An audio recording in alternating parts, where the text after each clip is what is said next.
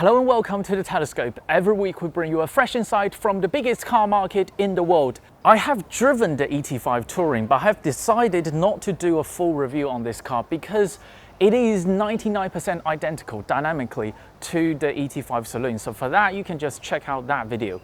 This video is about how I talked myself out of buying this car because, well, let's put it that way. I have a bit of a history with this car.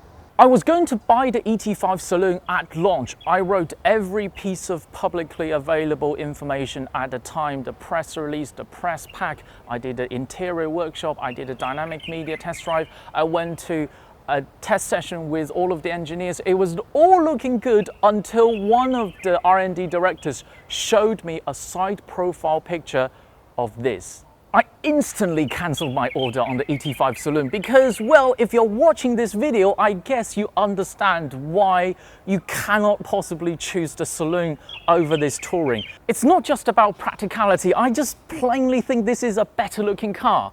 And I was asking the aerodynamic guys how much range you're going to give up because of this two-box shape. Their words at the time was not as much as you think. Now we know the Touring version only loses about 30 kilometers of CLTC range to the Saloon version. That is what? 15 miles EPA and about 23-24 kilometers WLTP. So not that much. You barely lose anything and you gain practicality, you gain style. Now we also know this car is the same price as the Saloon. As a car enthusiast, I really cannot see how you can choose the Saloon version over this if you understand what wagon is all about. But I don't want to waste a great subsidy policy, so I bought the Volkswagen ID.3 as sort of a bridge vehicle before this arrives. I know the software on the ID.3 is quite hopeless. By the way, I did a near 20-minute rant on that. I mean, how the hell did they come up with this?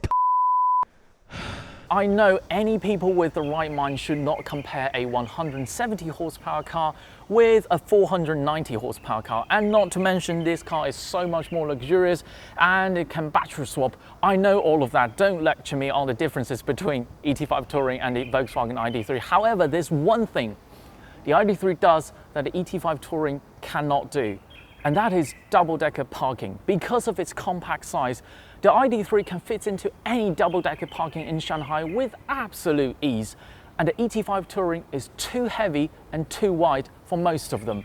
I don't need 4 seconds to 100 kph acceleration every day, but I do need to park, well, almost every day. However, when this ET5 Touring press car arrived at a garage, it is still an extremely tempting proposition. I could rush to place down the order just by standing here looking at it.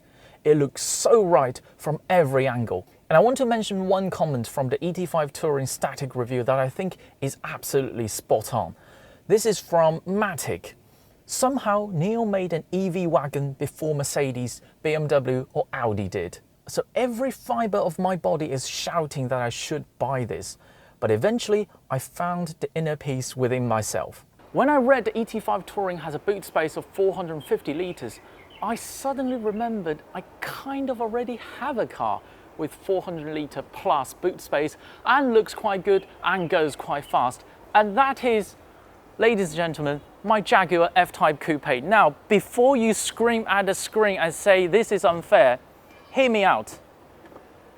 This is also a hatchback, and if you lift up the load cover, depending on where you look, it either says it's 405 litres or 420 litres. I know that is just volume. In terms of shape, this boot is a lot more difficult to use than the ET5 Touring. I mean, some of your folding bicycles would not even fit because this boot is very, very shallow. It is very deep, but it's very shallow in its height. I know this is not quite the apple-to-apple comparison, but in the end, that's how I persuaded myself. So, if you don't have a Jaguar F-Type Coupe, I suggest you stay away from this ET5 Touring because I am telling you, this car takes money out of your wallet just by looking at it. If you look at it for too long, you will suddenly notice you have 298,000 RMB less in your pocket. Just one more thing, we happen to have the Aston Martin DBX 707 in the garage today. Before the Ferrari Purosangue comes to China, this is the high-performance SUV money can buy. I put all of these three cars together because I think from a design standpoint, all of them have great looking rear end, okay? And I don't think the ET5 Touring is the worst looking one among these. That's saying something, isn't it? That is all from the Telescope today. If you enjoyed this video, keep watching, keep subscribing. More videos coming along very soon.